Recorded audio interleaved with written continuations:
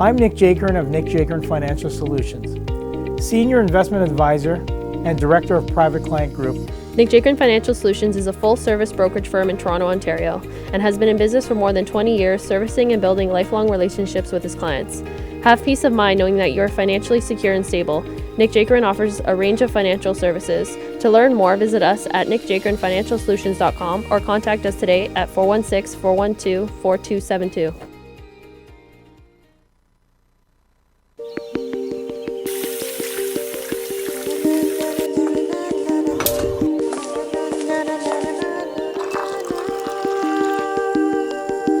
All natural sweetener, Flavor All. 20 flavors to choose from. The perfect substitute for sugar and artificial sweeteners. Flavor All by Greenish. Flavor All from Greenish, now available at Rexall pharmacies.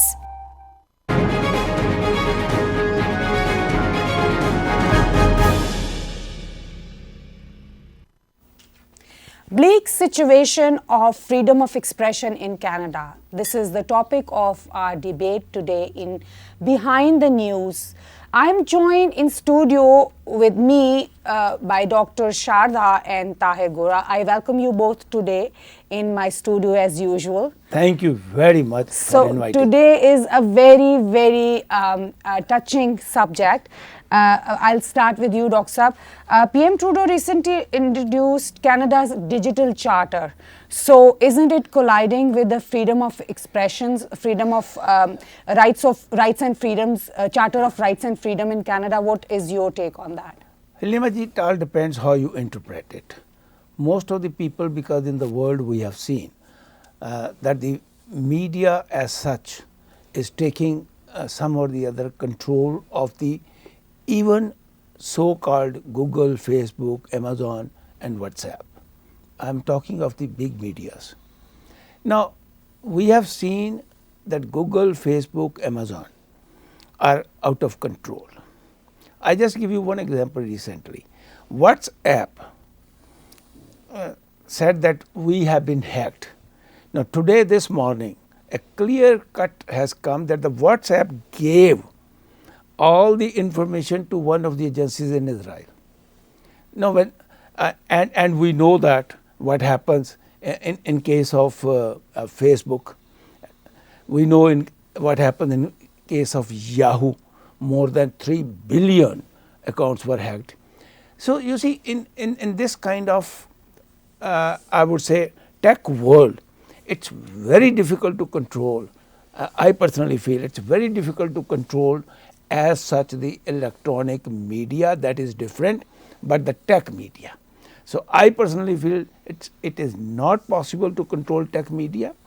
Governments will try, because in the last few years we have seen that every day there is a news from America, from Europe, from Canada that accounts have been hacked. And do you think it will ever stop? No way. I mean, hackers are sitting there in China, North Vietnam, Russia, Indonesia, Iran.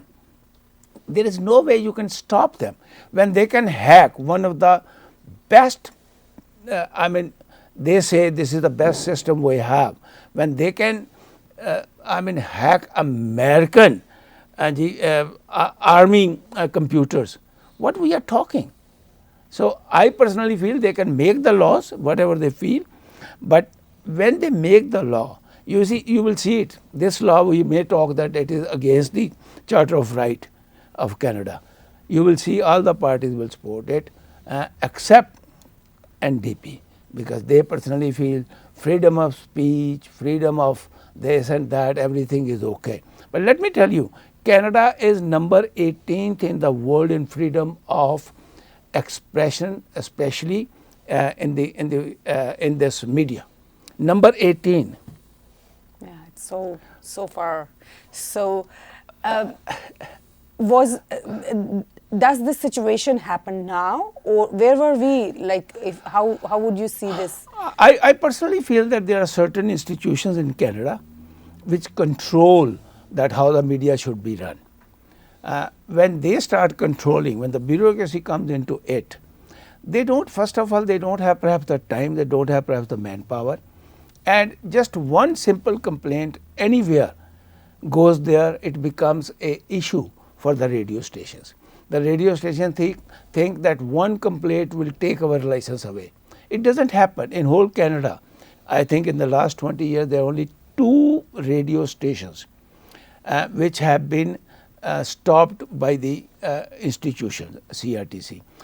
There is no TV which has been stopped till today. This is the record. Then what is the need of this kind of laws? Perhaps because there is a big hue and cry that tech is taking over everything. Tech is going to take over and no one can stop it. That's my very clear view.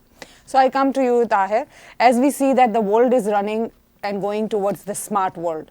So when we talk about smart worlds, obviously Canada's digital charter makes sense. Do you think so?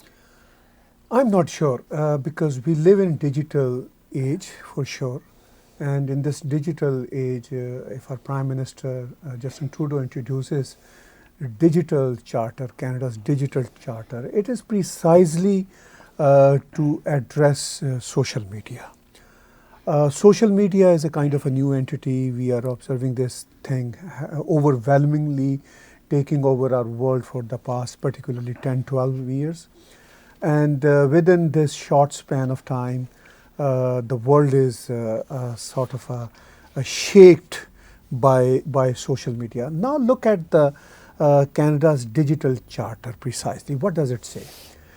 It has 4 or 5 major components.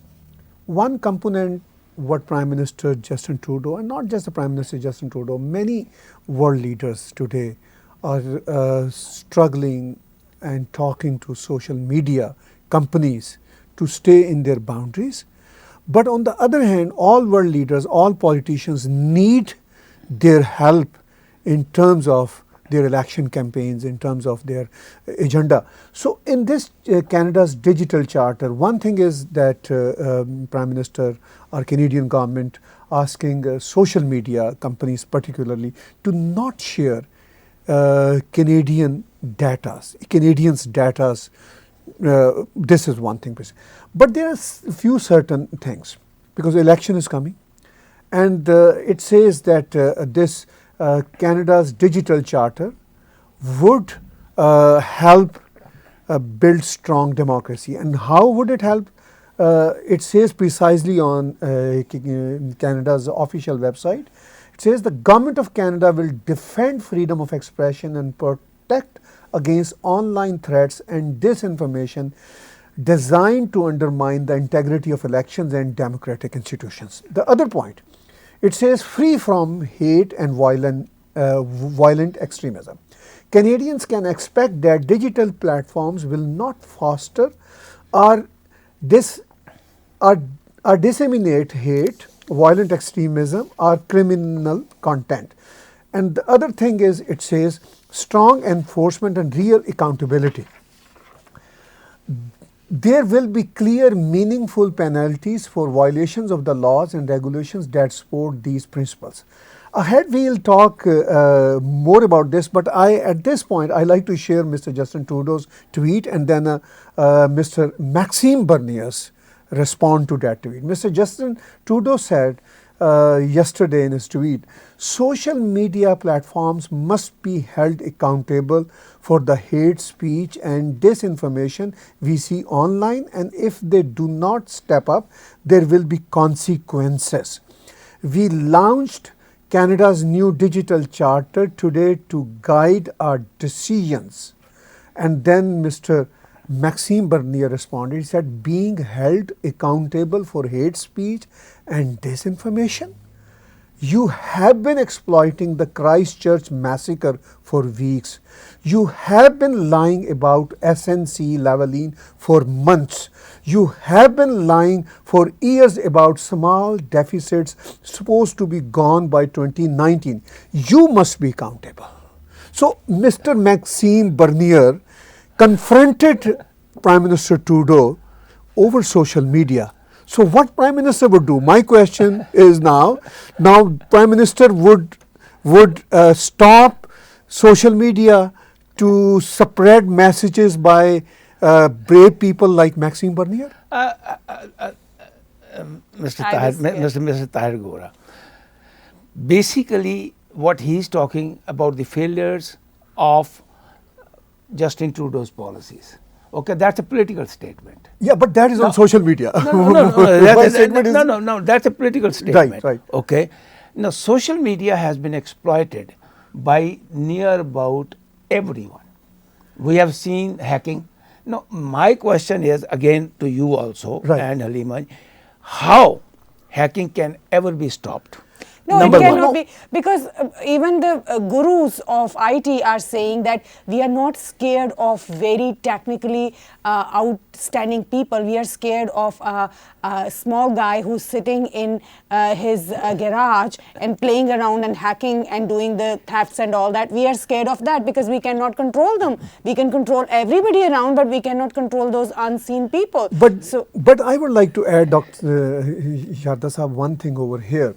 You know, tell you the truth, since this social media came into existence, I'm on Facebook since then. And I'm not scared of my sort of information or my pictures being compromised anywhere in the world, because I post those pictures with my own consent. And if people watch them and people misuse them, then I shouldn't post those pictures. You know, I mean, of course, I mean, how could Facebook stop others to not download my picture? No, that's right. The question is that at the same time, the social media is there.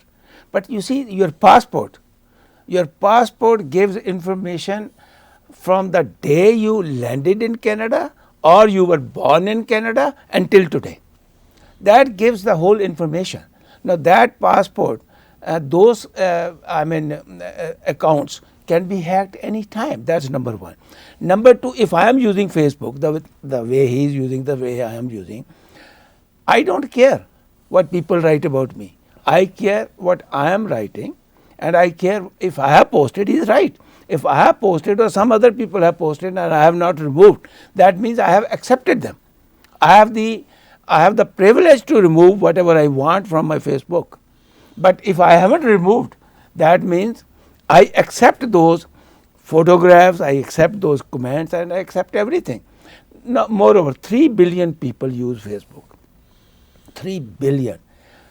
I think it is humanly impossible to control 3 billion people on any way. Facebook may say that we are hiring thousands of people, but still, 1 billion people use Facebook every day. 1 billion is a number. I mean, we just say from our mouth 1 billion. If you start counting 1 billion, it takes 43 years. So now I will come to the point. I remember Prime Minister Stephen Harper's last days. It was one of the most controversial points when he said that there should be accountability regarding how we are going to be into the smart world. And I remember opposition at that time took him so badly that he's interfering in personal affairs of everybody. So how do you see that? Is it, are people forgetting things, or what are they doing? No, it's nothing. The politicians do turn their faces, do turn their policies, do turn their previous statements.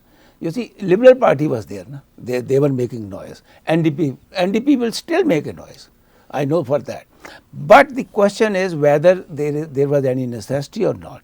I think Canada already had rules and regulations intact, already had laws Freedom of rights and where they could Charter control, of rights and where they could freedoms. control anything. Yes. But you see, it's just because these days every country is talking about digital charter.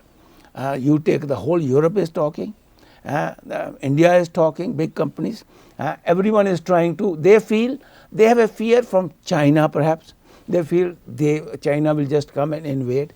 How it can happen? Let's be practical in life.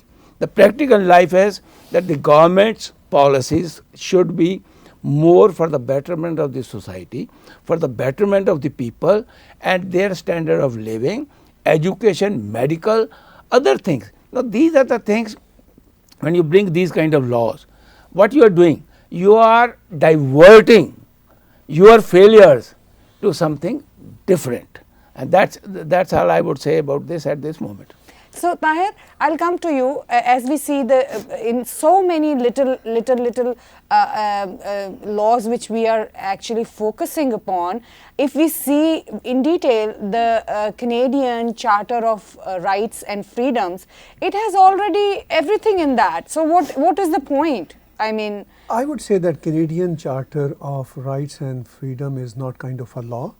It's in fact is a kind of a outlines of rights and freedoms given to Canadians, and that charter is pretty great charter.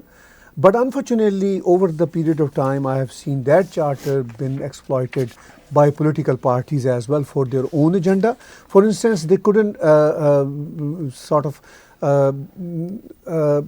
determine. Political parties couldn't sort of determine what is rights and what is freedom. For instance, they say, okay, this, I mean, especially in the wake of new Canadians, in the wake of mass immigration to Canada, they say, okay, this thing is good for that certain community, so other communities cannot talk about that. So that's the kind of a cherry pick situation. And similar, as you mentioned, when Prime Minister Stephen Harper in his Conservative government brought Bill C-51. So at the time, Liberal didn't protest too much, because if they would had protested that Bill C-51, then it was a kind of a confrontation directly with the intelligence agencies and the law enforcement. So they were kind of they had a go ahead for that, but NDP protested, and at the time NDP leader Tom Mulcair even said that if they're gonna come in power, they will repeal C-51.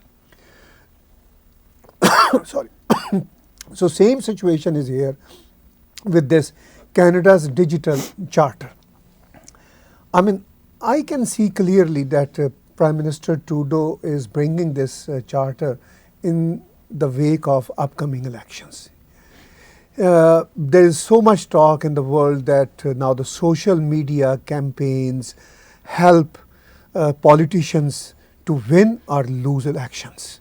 So Prime Minister Trudeau doesn't want to see much content against him on social media. So he is introducing this digital charter beforehand. Anyway, even if he introduces Halimaji, it does. I think people are the judge. They are the judge to whom they would like to vote. They see that whether you have been successful in the last 4 years or not.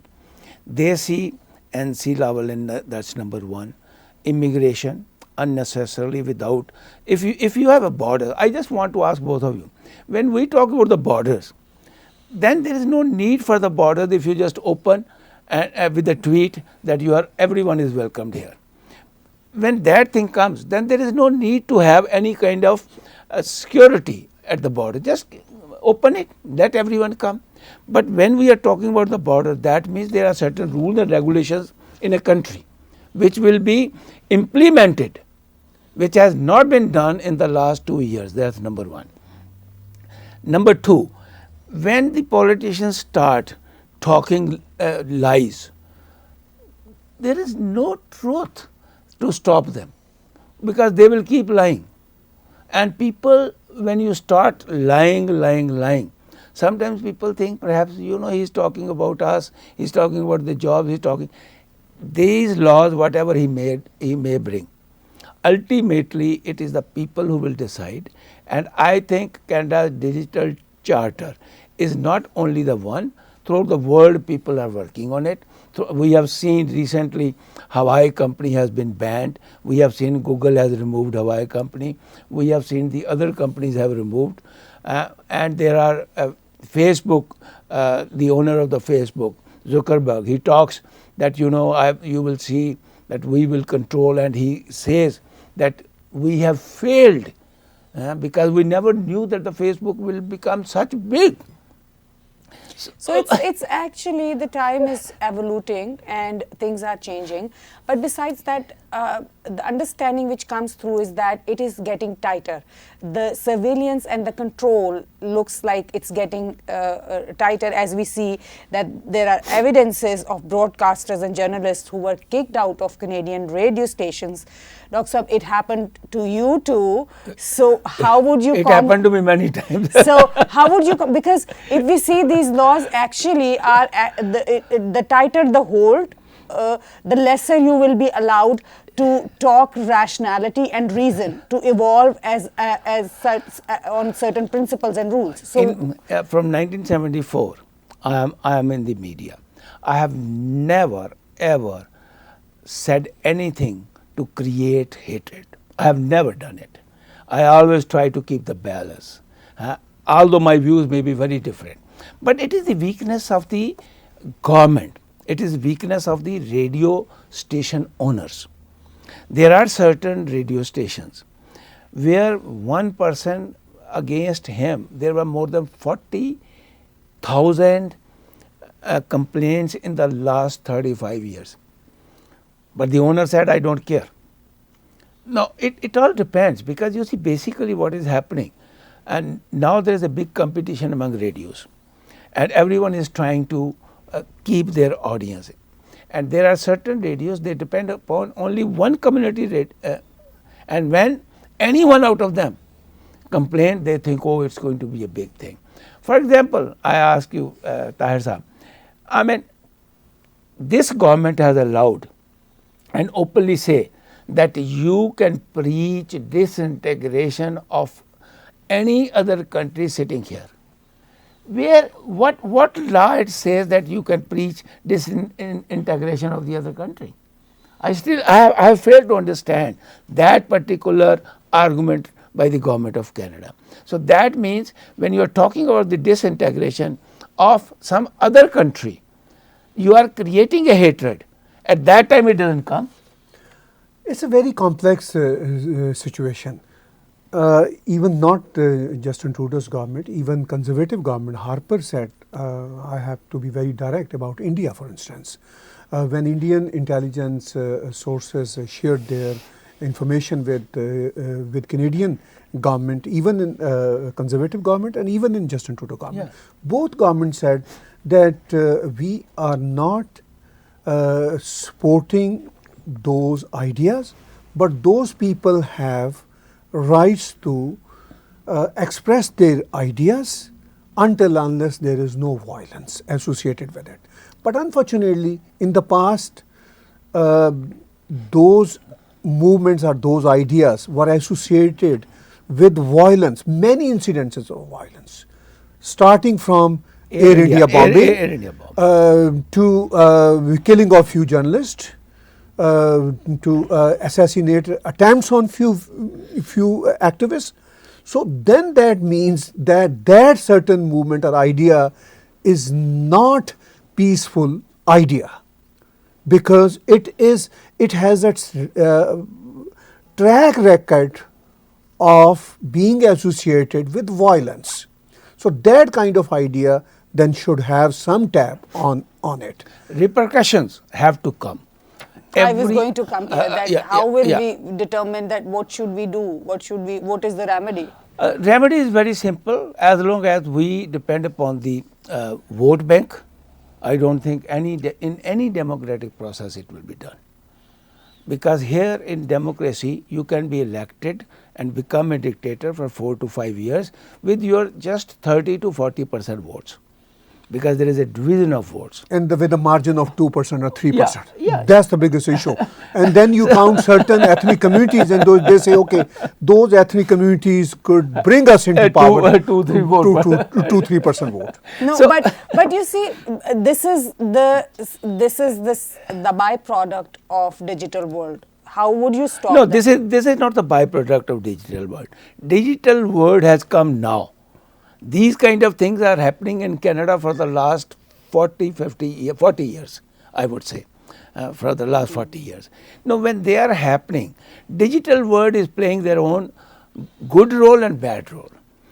It was very shocking when I see that ISIS people, taking away the people and cutting the heads and showing on the Facebook. It was terrible. But at that time, no one could control it. But now they say that we have controlled it. But once you put it, then someone has to see it to remove it. And Facebook still, that technology still has not come, that which is against the humanity and which is not. So that kind of system has not emerged, and I don't think it is going to be emerged. But Dr. Sadly, on other hand, we also see if those gross videos don't appear on social media, the world would not know the extent of brutalities and the extent of savageness of those people. Tahir, one thing is there.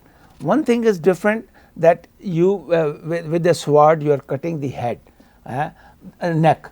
Now you can just show only the how they are doing it, but you don't have to show that pitiful situation. That's very, very sickening. Those kind of things I personally feel. Now you see, Facebook started first. Google is taking over everywhere. Now Amazon in the next 5 years, everyone is expected will take over these two. So technology is changing. Who will be the boss? Who will remain the boss? No one knows.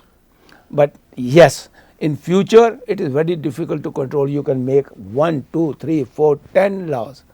No one can control it. So now the question comes, as you said, that there are borders, and when there are borders, there are states. So when there are states, there are certain rules. So when we talk about that, digital world has their borders, their rules. Where will that go? That means are governments lacking something, or we don't want to solve the situation? Technology is going out of hands from the man. It is going out of hands of government. It is going out of hands of a man. And even those people who are producing technology, even they are not sure what will happen in future. I have read so many articles. They say it is beyond the limit of the imagination of a man what can happen. You see, they can create anything and they are doing it. Now what will happen? Now we are talking that this is nothing. When we talk about that the next war will be only, I just that word has gone out of my mind. Cyber war. Cyber war. No, that cyber war, they say atomic war is nothing, nuclear war is nothing. It is the cyber war which will be the biggest danger in the world. Now imagine. And now, can they control it? What's your take? No, Tahir? I mean, of course, cyber war is very, of course, it's already there. It's already there. And I mean, it's not about controlling anymore. It's about what benefit, what component of technology benefits at certain time to an individual or an organization or to a government. So governments, from individuals to governments, react accordingly. If anything suits them for that certain period of time, it's okay. When they feel, oh no, it's not going to suit us for election or for our business interests or for our religious interests, then they try to bring the laws. Actually, it depends upon the people who execute those things, that how they want to maneuver it positively or how they want to benefit it otherwise according to their own my interest. question is again the same. How we can control it? To a certain extent with these laws, and certain extent we can do, but to bigger extent it is still a challenge. It is very, very difficult because technology is going out of hands. There is no if and but about it. And you will see, it's not only WhatsApp, Google or Facebook or Amazon we are talking. We may be sitting here after 2-3 years, some another company may emerge. Hawaii may emerge with some very different technology. You never know, because every minute it is changing. So I personally feel it's, this law, Canada's digital charter is absolutely political motivated. There is no if and what about it, whether someone agrees or not. And I tell you, even the conservatives at this moment under Shia, they will not go against it, except the NDP. So what's your final take, Tahir? I would say NDP even would endorse it because few of the clauses in this charter support their mindset as well, because they always talk about hate. They are always, I mean, NDP is now more into identity politics. So I mean, some of the clauses suit them. Particularly free from hate and violence. So those clauses suit their agenda. As I said, that it's all about suitability in certain period of time, and I can see suitability for NDP as well. So it's all about cherry picking. Thank you. I thank you both for being with us and sharing your views and concerns with our viewers today. Thank you very much. Thanks a lot. Thank you. Thank you very much, viewers, for watching Behind the News with Halima Saadia today.